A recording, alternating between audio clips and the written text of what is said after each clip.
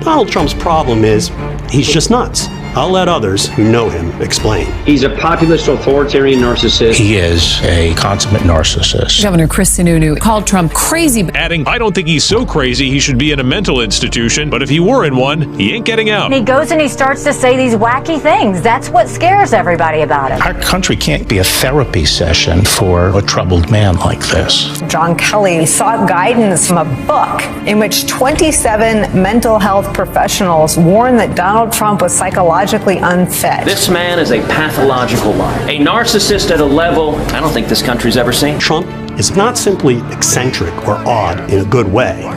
He's unwell, mentally unwell, in a dangerous way. He is indeed a pathological narcissist on a level we have never before seen. He's a malignant narcissist who is also a sociopath or psychopath. What these terms mean is that Trump is a man who cares about nothing but himself. Not you, not the country, not the laws and constitution that a president swears to faithfully execute. And it also means that Trump is a pathological liar and that he lacks any moral conscience or capacity for remorse.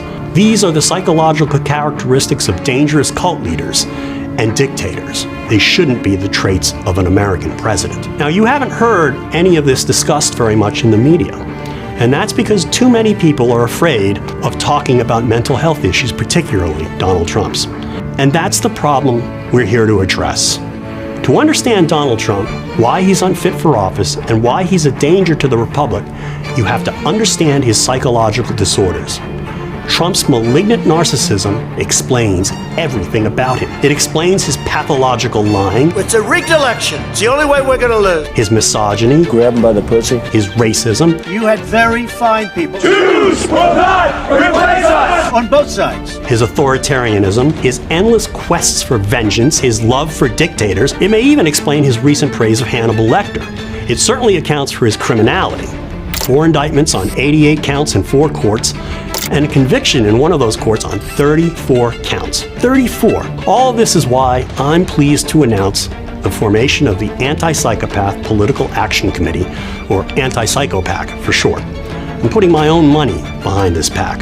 $343,434.34 to be exact, and we'll be raising a lot more. We're going to use those resources to educate the American public about Trump's psychological unfitness for office.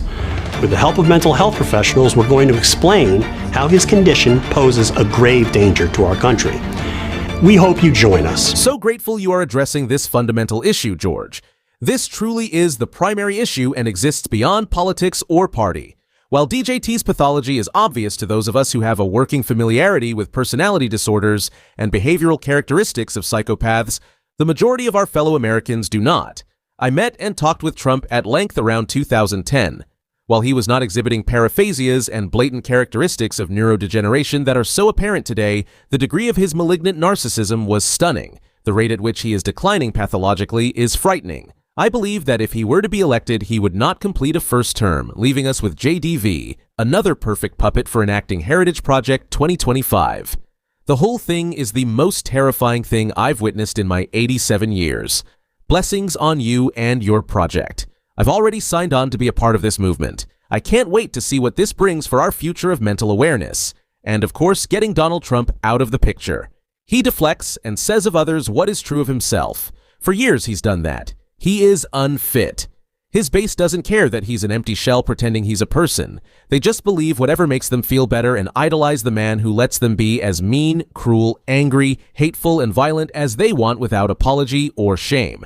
They blame everyone else for whatever situation they find themselves in instead of blaming themselves. You build the life that you live. You and you alone. You are responsible for it. Not the woke, not the Democrats, not Biden, not corporations, not foreigners, you. Thank you, George, for the honest, concise assessment of Trump. It is long, long, long past due. This is absolutely essential.